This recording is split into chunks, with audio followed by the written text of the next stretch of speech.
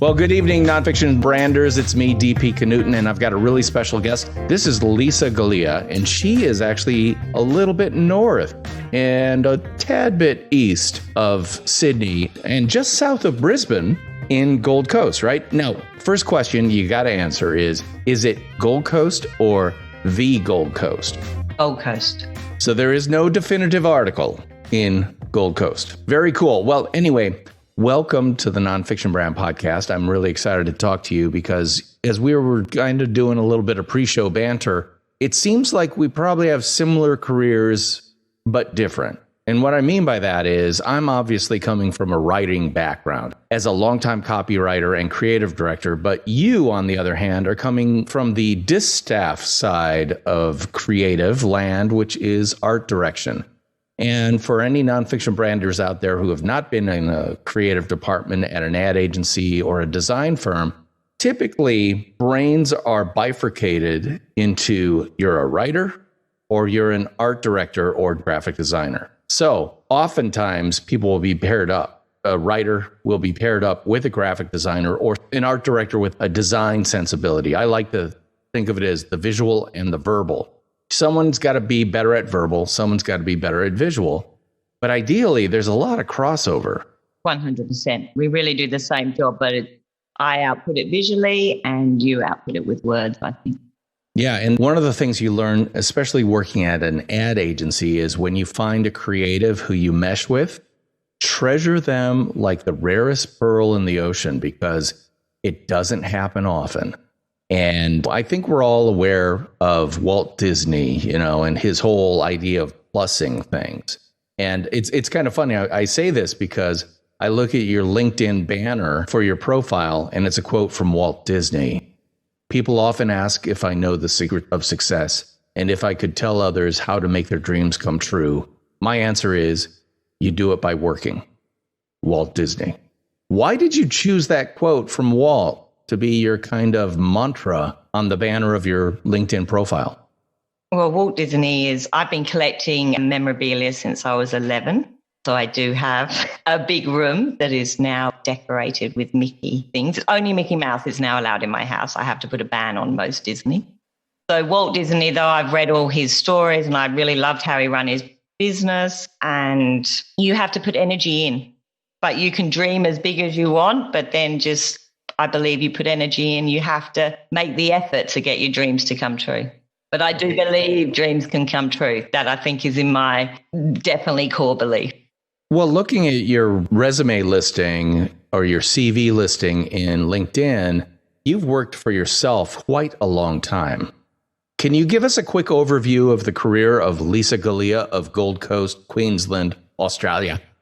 Well, interesting. I'm from London originally, but my parents moved to Australia. We traveled. I lived in Middle East, Africa. We traveled to Australia when I was a teenager, did university here, and I studied science and genetics.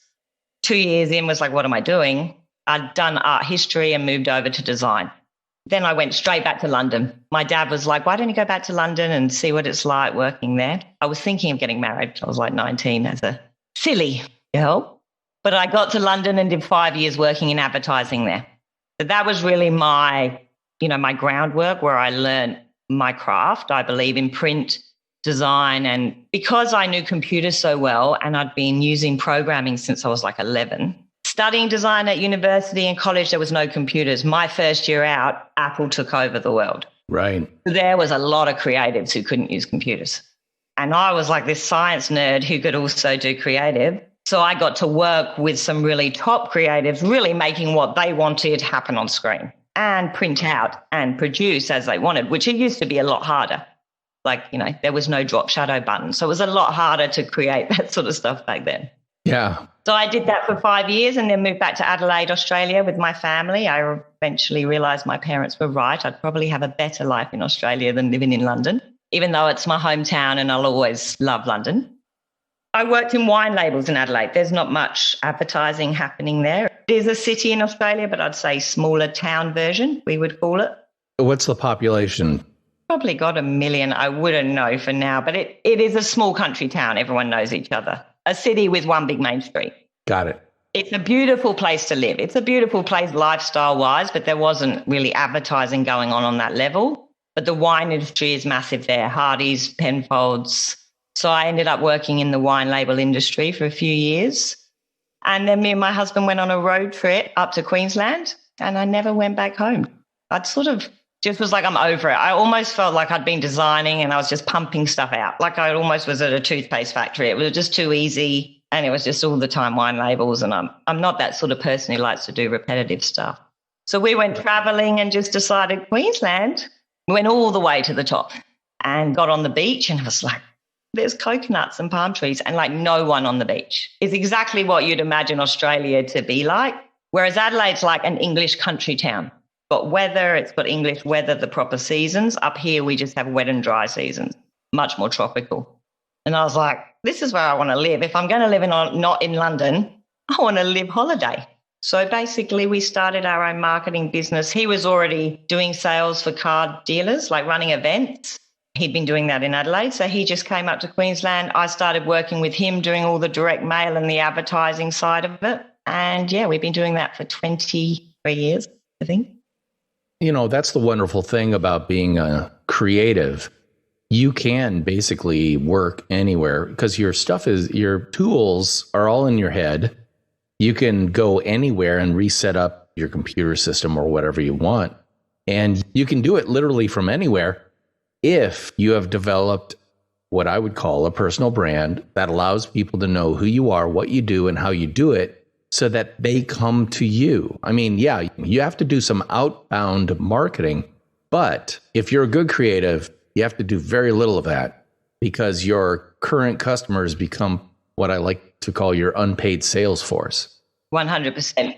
When someone says, oh my gosh, where'd you get that fantastic brochure? Or where'd you get that wonderful video? I love the way your website, or how it tells the story. Where'd you get that? That's when your customers start selling for you because they chose you because you are completely true to who you are as a person and you communicate that via everything you do. You demonstrate it. And, I see you nodding your head. Tell me if that rings true to you. Oh, 100%. I've never really, it's all really been word of mouth. Even moving up here, I had children then. I was in that stage of life. I'd got married. I had my children. And I was known for doing wine labels. They found me up here. An ad agency had asked and they were like, oh, Lisa does wine labels. Queensland's not a very big wine place. And I just got contacted doing work for that. And then people found out. I decided I wasn't going to do design and started doing filmmaking for people. But unfortunately, you're asking for their footage and it didn't really work out because you can't run a business where you ask people to do things. So then eventually my graphics just built up. And it was really slowly like my studio at the beginning was just odd work, word of mouth. And then that's just grown and grown. And that's really been my main. I think when they trust you, someone said to me, oh, they move on. I'm like, you can raise your prices if you've helped the customer earn more money. Right. My customer for 10 years, they've not going away because I'm part of their team. I help them grow to that position. So they're happy to pay me more money now. I'm now like in their marketing, like I'm almost their brand consultant marketing department. And I treat my customers like it's my business. And I've grown my other businesses on the side as well. So I think I understand their struggles. I've got 2 other businesses, a wholesale business, and we've dabbled playing with experiments as different entrepreneurs do during the journey. And so the struggles of building businesses, and I see inside how businesses work. I've had that privilege as a designer. I think we get to see how other people's businesses work. This episode of the Nonfiction Brand podcast is brought to you by my brand new book, Nonfiction Brand. Discover, craft, and communicate the completely true, completely you brand you already are. Now available on Amazon.com. Too many people for too many years have labored in obscurity. Why? Because that's the way it's always been. Work for someone else and remain nameless, letting others take credit for your hard work. But in today's hyper-connected everything is media world, that's all changed. In 1997, Tom Peters outlined the tenets of a new concept, personal branding. Fact is, if you're not actively branding yourself based on who you are, what you do, and how you do it, you are leaving opportunity on the table. But with this book and a little bit of work, that opportunity is 100% yours to own starting today. Christopher Wilshire, CEO of Egg Strategy, said, "This is the kind of book that changes how you view the rest of your career and how you go about amplifying your value to the wider world." To get your copy, head on over to Amazon.com and search Nonfiction Brand, and let's get you all the credit you deserve for the completely true, completely you brand you already are. Well, before we started talking during this podcast, we were kind of, doing a little bit of meet and greet, getting to know each other a little bit. And I was making the point that I'm certainly older. Put it this way, I like to refer to myself as vintage.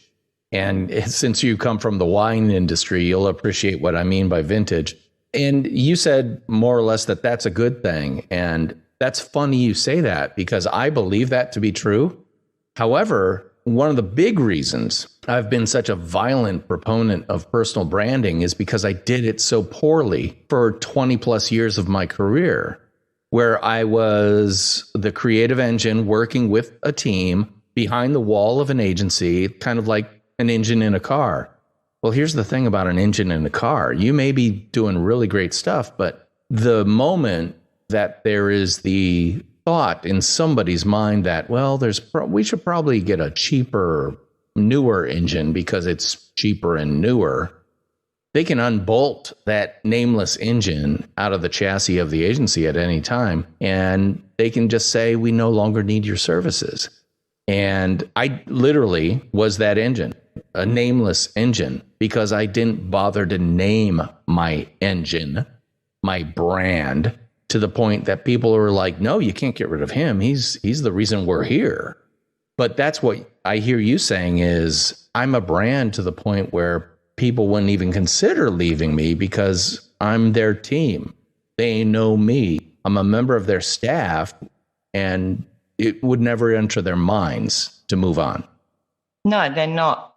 They're like, I'm invested. I love them. That's what I believe. They should love me. I should love them. Otherwise, I'm not really happy working for you.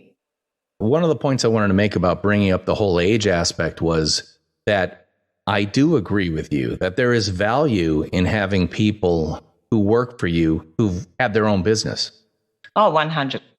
Yeah, who understand the pressures and the weight and the stress and no, I'm not just saying change it because of, whatever. It's because we need it to be a certain way and there are reasons for it. One of the things a lot of young creatives do is get very, very obstinate about making changes, or you can see it on their face in a meeting where they hate it because you're messing with their baby. And the thing is, dude, I hate to tell you, it's not your baby. It's their baby because they're paying for it. Exactly. Now, you can, if you build your brand the right way, be that provocative, creative resource that helps them get better work. I mean, I've seen your work and I follow you on Instagram and things like that. And I can tell that I'm guessing that you have regular conversations with clients on, yes, we could do it cheaper, or yes, it could be that, but consider this. 100%. I've actually got one customer who's been with me a very long time. I think I'll tell you the story of how we actually secured him as a customer, but he will come in. He's 91 years old, a developer, so he's very strong-minded.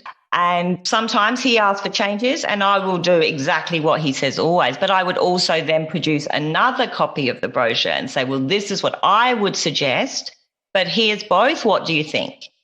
I want you to see both changes so you know the option. But of course, I'm doing what you say. He pays me and very big money. So if he wants to see his way, it is my job to educate him and I believe show him what it should be. But it's also my job to serve him and do what he says, because he pays the bills. And if he can't see his version didn't work, it's much easier for me to show both. Well, what you're doing when you do that, and this is, again, something that a lot of service people don't get, is when you show the A, which is their version, and your B version, by showing the A, you're showing respect for them what they've asked for. You've heard them. You've demonstrated that you listen, but you also do the Walt Disney thing. You say, I listened, I understand, but I'm going to add more. I'm going to plus it up. I'm going to use my experience and expertise to try to give you a better product, not for more money, but for the money you're paying. I want to give you at least the value you're paying for, and ideally value plus. 100%. I think one of my customers came back to me after a few years. He's a marketing consultant, and I said, well, this is my price now. That was 3 years ago. I'm now this price. And they're like, oh, Lisa, we can get someone for this dollar an hour. So, and I'm like, that's fine, because I can't go down to that price now. Why would I do that? I've got other clients filling my time. Within 3 weeks, they're back to me and go, but the thing is, Lisa, they just do what I ask. Bingo. And a customer yesterday in my meeting said to me, well, I asked them to do this and they just gave it back to me what I'd asked for. And I was like, I think lots of designers forget, how would a customer know what to ask for? They're not designers. Right. They know they should be giving us the clues of what they want and, what the physical assets are that need to be on the page. And like you said, we respect that. But it is our job as designers to educate them and say, this is what good design is. And I think they recognize that, and trust builds. As the more you show, then in the end, you don't have to show them the junk one, because they just go, do whatever you want, Lisa. What you're doing right now is what I preach every Sunday in the Church of Nonfiction Branding, which is you have to demonstrate. You can say all you want, but you have to demonstrate. And what I mean by that is I got a little write-up that Lisa sent to me about her background a little bit. And it has the blah, blah, blah, how many years in business, brands she's worked for, that type of stuff. But she also has one line of copy that meant more to me and communicated more to me than anything else in there. And it says, she can tell in a second what will stand the test of time and what will date quicker than blue eyeshadow. That's what someone like me would want in a designer, which is, I want it to be trendy, but not too trendy. I want it to be classic, but not too classic. Our brand is somewhere between classic Chanel and Alexander McQueen. Can you help me out? And what they're really saying is, I don't want a specific look. I want a look that fits us like a bespoke suit. Are you a bespoke tailor that can deliver that look, that totally branded look? And from what I've seen you do, and based on what I know about you right now, I think the answer is yes. I think I've got to that point. I mean, it's 30 years on, you learn a lot of information, and I am having that big picture business point of view. And yeah, I believe, yes, I definitely can do that for people. And I love fonts, and I've studied font psychology. I've done a lot on neuroscience. Having that science background is all sort of woven in together, that I study behavioral economics and how our brain works and why we make decisions.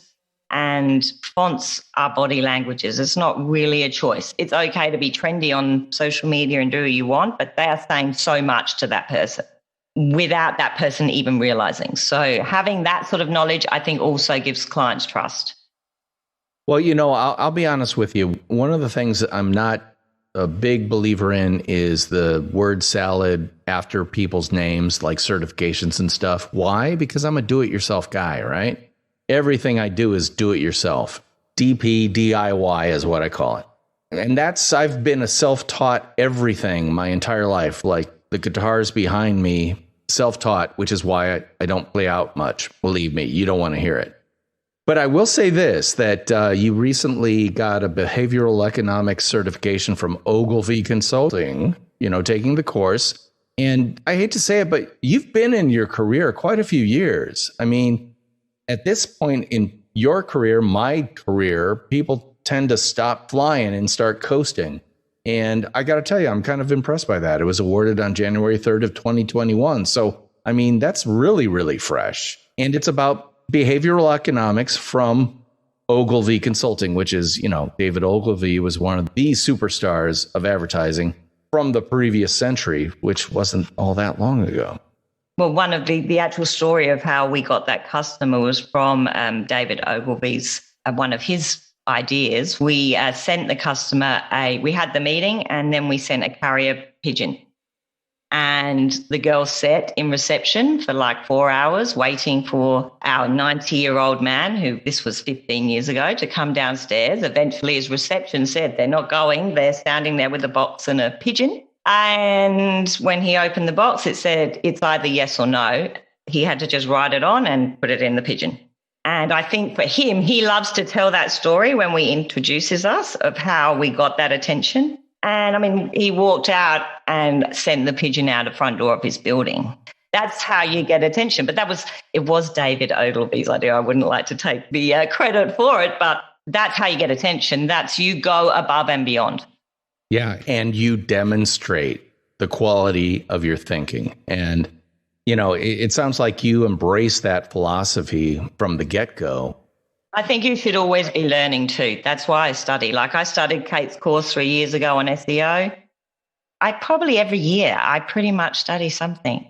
Like 1 year I'd do guitar lessons. I'm always on a little bit I did ballroom dancing for 4 years. I always go on little tangents where I'm learning things. I've learned to cook. So I'm always think it's good for your brain to be learning good things. Yeah. And frankly, it informs everything you do for your clients. And I'm guessing it's kind of core to your brand foundation. Have you done any deep thinking and actual codification of your Lisa Galea personal brand? Or is it you're a small business? So is there a difference between Burning Love Creative and Lisa Galea? I think yes. And I believe, like you, DP, I have not been online enough. Like I've built that solid foundation and it's been a word of mouth thing, but I should have been building up Lisa Galea as a personal brand as well. I've been really anti, my daughter's just got into university, so that's excellent. But we had a lot of trouble with bullying, social media from probably age 13. So it was an area I was like, this is the most vile thing that's been invented. Why is anyone going on there? I'm not going on there. And I've dealt with a lot of things. So I can't believe what people do because they're allowed to hide. Yeah. So I've really been sort of anti it. But then last January, I was like, it's time, Lisa Galea. I feel like I found my voice and I was like, it's time for Lisa to get out there. And I only started like last February online. But they are two different things because Burning Love, I don't believe from social media. I've got enough work from that word of mouth and it being solid. But last year, I think you'll notice I was like, I can only help people one-on-one.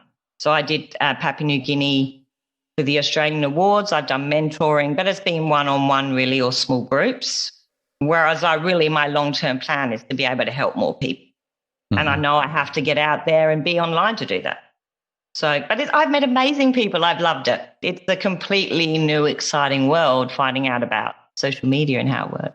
People who don't do social media, and I'll be honest with you, I don't like it. It's not my milieu. It's a little bit painful, but I'm also smart enough to recognize that I could take a penknife and try to cut down a tree, or I could use a chainsaw. It's powerful. Chainsaws, powerful. Chainsaws are deadly. Chainsaws can be wielded by artists creating sculptures, or it can be wielded by Leatherface-wearing Texas Chainsaw Massacres. We're coming. Yeah, exactly. So I totally get where you're coming from because that's where I was. I look back, and I've told this story on the podcast before. I look back when I joined things like Twitter, and it was like the first year Twitter was out. I was an early adopter of all these things because I had to understand them. I didn't want to do them, though. Well, say for me, I put social media, I've worked into it. I understand it. I know the value. I know how it works, but I was like, I don't want to do this. Yeah. And I actually liked what you said in your last podcast. I'm really excited to get your book, but with the selective authenticity. I think that was like, that rang true. It's like, okay, you don't have to tell them everything. And it's like, that's what I've sort of struggled with. Where's the line of, where do you draw the line of, and some people I see telling everything. And it's just been, I think, working out what part of my story do I want to share and where am I at with all of that sort of stuff. Yeah, and we're going to talk more about that in the second episode that I'm doing with Lisa. But I'm looking at the clock and we're getting close to that 30-minute mark, which means it's time for me to kind of wrap things up a little bit. Lisa, I want people to be able to know how they could contact you or connect with you. Is there a place online that is kind of your best place for people to engage with you? Instagram at the Lisa Galea is the best place. Shoot me a DM. I love to chat and get to know you in there. That's my most social place. Or I go to my website, lisagalea.com. But if you want to just get social and drop in for a chat, I'd go to Instagram. And Galea. Galea. I've been saying Galea, and that's incorrect. It's Galea. I say it as Galea. I hear other people, but my husband's family say it as Galea. So I'm like, I'll stick with that. So Lisa, spelled Lisa, Galea, Galea. Definitely check her out online and follow her on Instagram because you're going to see some really great design, if for no other reason. Definitely worth it. That's it for this week on the Nonfiction Brand Podcast. I, of course, am DP Knudten, but she is Lisa Galea. And we'll be talking at you next week. Bye-bye.